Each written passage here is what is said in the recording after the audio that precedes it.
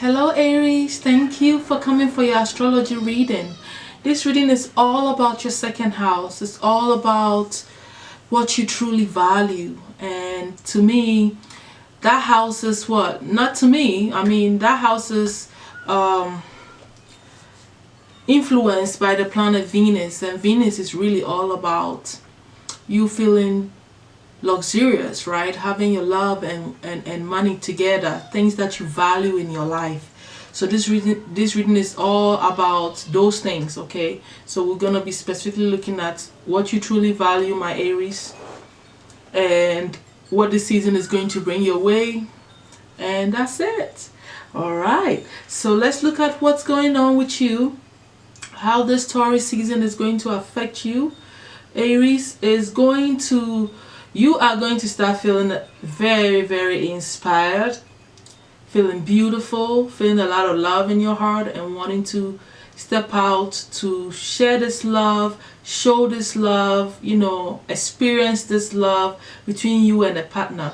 So obviously love is really intensified, and things that are connected to this area of your life, which is literally romance, is intensified at this season. Okay, I also see that when it comes to your idea of building wealth and how you're getting your finances and stuff like that, you are being affected in a very interesting way. Some of you are being a bit lazy, or you're getting very dull in your mind at this time when it comes to working towards your money. And I feel like it's because some of you feel like your efforts are being futile. They are not ending up where you really want them to end up, or you've experienced certain setbacks, right, with your finances that has really knocked you off a little bit. But overall, these are the two main things and that are affecting you during the season, which is very sensible and in alignment with Venus, right? Now when we look at you value personally, my Aries, your values have to do with you having the ability to protect yourself, okay? Yourself, your children, your family. This feeling is very important to you. You're very protective of your family, and because of that, you always have this Archangel Michael always around you, because your energy, your vibration is really about protecting yourself and protecting the people around you. So this is one of the things that you value highly in yourself, my Aries. I also see that you value the idea that it's almost like a belief system that you pride yourself in getting rid of obstacles in your life. However, you're going to get rid of any obstacle that holds you down and stop you from attaining whatever it is that you want in your life. That's what you value. And you value family. I see that too. You being in love with someone, and you going through all the obstacles and whatever the trials and tribulations that you guys have to go through, moving through your obstacles so you can have that home, that beautiful literal physical home. Owning a house is important to you, and you guys living together peacefully and having all that you need is very important to you. You value these things, okay? Being financially secured and taking away all the things that hold you back from attaining that is very important to you. I also see that a lot of you are highly committed to yourselves and things that you want to accomplish in your life. So you make serious commitments to yourself that, hey, I'm not going to back down. I'm going to get all that I want and desire and need in my life. And you just set on those and on that course. And that is something that you value, the idea that you're able to stay committed to your true desires is something that you hold highly up there in your value system. Okay, so that's what I'm seeing that you value in your life here. Okay, and so now let's look at your love life. Okay, so I pulled things that you need to do to enhance your love life, okay, your romantic love life. And for you, my Aries, you guys literally need to admit that your feelings, how you truly feel about someone in your life is like it's real. You love them, so stop denying it, right? Face the fact that you truly have feelings for them, and these feelings are really worth exploring. you have to explore these aspects of yourself. There's no need. The guys are saying you should not hold yourself back from exploring these feelings. Sometimes, because of hurt and past situations, some of us have developed thick skin that we don't believe in any romantic gestures anymore, or going after what we truly desire in our partners. And in this case, that is what the guys are saying. Let it go. Whatever stops you from exploring these feelings and admitting even to yourself that you truly love them and they are worth your while, you need to cut that out. And that is how you are going to enhance your love life.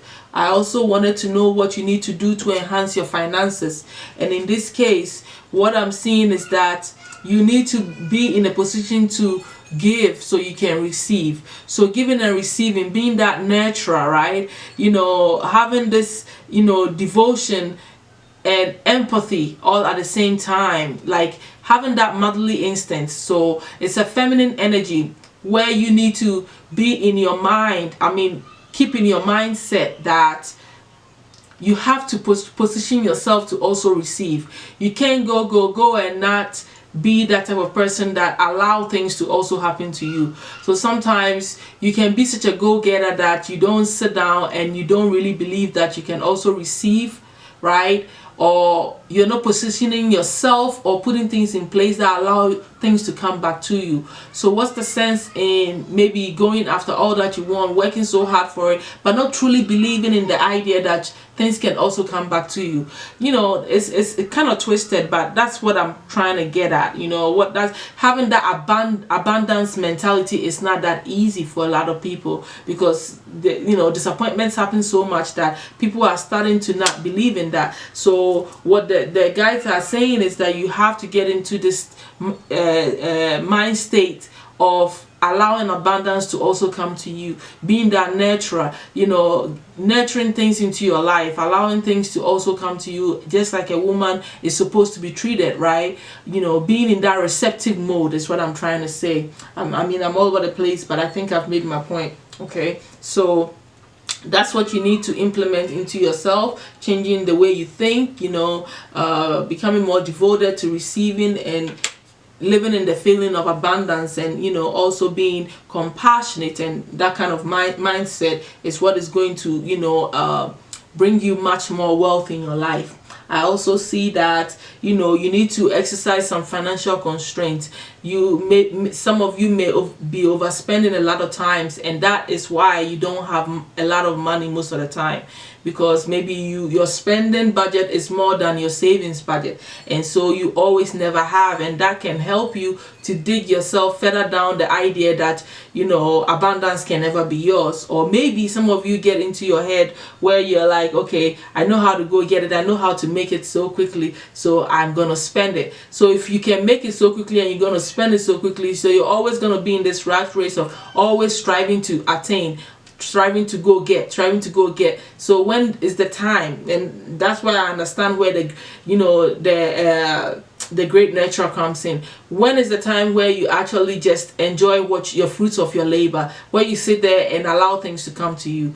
It may never happen if you are always overspending and putting yourself in financial constraints. They're also saying that anxiety is part of your issue. You get so anxious and worry about your finances so much that it affects you literally from attracting wealth to you, because anxiety breeds fear. That's what I feel. Okay, so that's what I'm saying, that you need to eradicate these things so that wealth can actually come to you the way it's supposed to. They're also saying that you need to be cautious of situations where you guys are not getting along, you and your partners, or you and whoever you're working with in your financial world, where you become stuck, so you can't move forward because of disagreements and misunderstandings. You can't move forward in attaining certain financial goals or certain abundance, or even a love relationship, because of disagreements and indifferences between you and your partner, or you and whoever you have a business with or that you're trying to work with. So this sort of agreement is what that cannot be reached, or like an understanding, and you guys be on the same level, not being there, is affecting you from moving forward and progressing in whatever direction concerning your love or your wealth. Okay, so you need to reach an agreement, is what I'm saying. That you need to stop that pretty much. And also learning to forgive yourself and others when they harm you. You know, holding these grudges is actually not setting you free so you can live the life that you truly want, because it makes your heart better, right? When you're holding grudges inside and not forgiving people, you are not releasing these energies, and all these are trapping you to not live a free and fulfilled life. So it's very important for you to realize,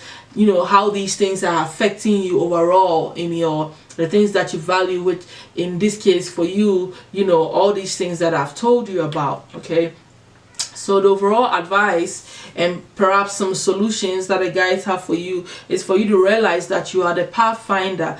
And so I want to read these things because I feel like you will get all the information better. They are saying that you need to release your past and start a new journey. You are a teacher and help others find their way. There will be challenges, but your soul is strong. Perseverance is your secret power. Perseverance is your secret power. You have a love that endures. Okay, so it's important for you to realize that, and that is the wolf energy. So you have to get into this mindset. Okay, you also have the horse here, and the horse is all about your freedom, and it's saying that your heart is pure and free. A greater purpose calls you.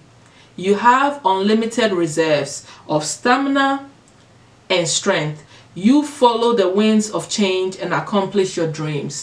So that's what the guides have to tell you to move you forward in the things that you value, and you know, obtaining this love and wealth and all this stuff that we've already talked about. So I hope this has enlightened you and showed you certain things about yourself that you can help yourself to eradicate whatever obstacles that you are creating, you know, that stops you from experiencing true romantic love and things that you value and wealth in your life.